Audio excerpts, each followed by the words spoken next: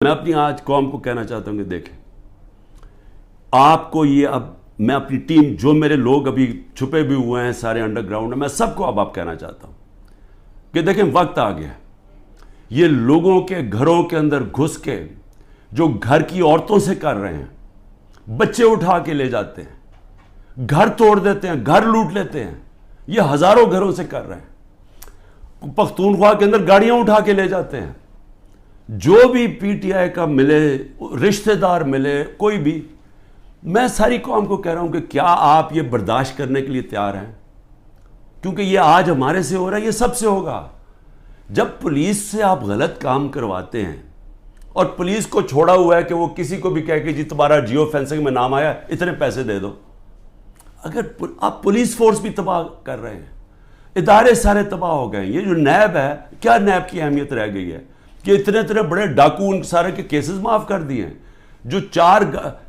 تین گاڑیاں آصف زرداری نے چوری کی ہیں توشہ خانہ سے ایک گاڑی نواز شریف نے چوری کی ہے ایک مریم نواز نے چوری کی ہے ان کو کوئی پوچھ نہیں رہا اور آ کے کہہ رہے ہیں جی کہ توشہ خانہ سے یہ آپ نے جو لیگلی کام کیا ہے کہ جی وہ ویلیویشن نہیں ہوئی بھئی وہ ان سے پوچھے جنہوں نے ویلیو کرنا تھا وہ میرا اس سے کیا تعلق ہے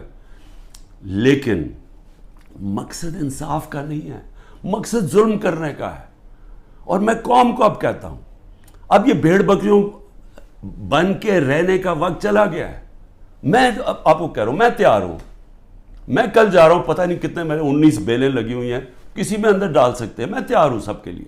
میں ہر چیز کے لیے تیار ہوں لیکن میں یہ ظلم کا نظام برداشت کرنے کے لیے تیار نہیں ہوں میں یہ بھیڑ بکریوں بن کے اپنی زندگی گزارنے کے لیے تیار نہیں ہوں میں یہ سمجھتا ہوں کہ یہ قوم کے لیے وقت آ گیا ہے آپ سب فیصلہ کر لیں کہ کس طرح کا پاکستان آپ چاہتے ہیں کیا وہ پاکستان چاہتے ہیں جو پروفیشنل جو باہر جا سکتے ہیں وہ باہر چلے جائیں جو آپ کا سب سے بڑے ذہن ہے وہ باہر چھوڑ کے چلے جائیں وہ بیچارے غریب آدمی کشتیوں میں ڈوبتے رہیں جا کے اللیگلی غیر قانونی طور پہ نکلنے کے لیے اور باقی قوم بھیڑ بکروں کی طرح رہ جائے اس ملک کا کوئی مستقبل نہیں ہے وہ مجھے افسوس سے کہنا پڑتا ہے کہ وہ ساتھ ہمارا ملک جس تیزی سے آگے جا رہا ہے اور جس تیزی سے اس میں اور ہمارے میں فاصلے بڑھتے جا رہے ہیں یعنی ہر طرح وہ آگے نکل گئے ہیں ہمیں سوچنا چاہیے کہ اگر ہم اسی طرح چلتے رہے اور یہ چوروں کے نیچے اگر یہ بندر بانٹ کر رہے ہیں کہ جی ملک ہم بھیڑ بکری ہیں جی آپ ادھر وہ لے لو وہ سندھ لے لے وہ کراچی لے لے وہ یہ لے لے وہ پختونخوا لے لے آپس میں اور ہم جس طرح کے بھیڑوں کی طرح کبھی ادھر سے کوئی مستقبل نہیں ہے اس کا اور اس لیے میں اپنی اب سب لوگوں کو کہہ رہا ہوں تیاری کریں آپ پرامن احتجاج ہمارا حق ہے پہلے تو جمعے کو نکلے نا جو انہوں نے کیا ہے جو پتہ چلے کہ یہ زدہ قوم ہے کم از کم ہماری آواز نکلنی چاہیے اور پرامن میں ہمیشہ کہتا ہوں پرامن رہے میں نے کبھی اپنے 27 سال میں کبھی انتشار کی بات نہیں کیونکہ یہ میرا ملک ہے توڑ پھوڑ کریں گے میرے ملک کو نقصان ہوگا میں نے ان چوروں کی طرح باہر تو نہیں ہے میری کوئی پراپرٹیز میں نے تو نہیں باہر بھاگنا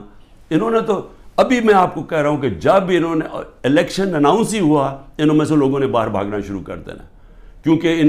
ان کو پتہ ہے کہ ان کا جو انہوں نے کیا ہے اس ملک کے ساتھ ان کو پتہ ہے کہ قوم نے ان کو بخشنا نہیں ہے انہوں نے بھاگنا باہر اس لیے اپنی قوم کو میں کہہ رہا ہوں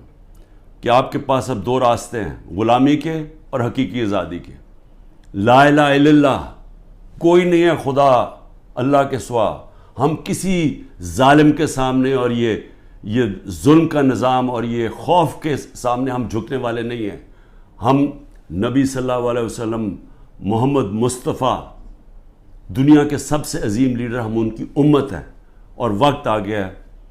کہ ہم اب اپنا سٹینڈ لیں اور پرامن طریقے سے تیاری کریں نکلنے کے لیے سڑکوں پہ پاکستان زندہ باد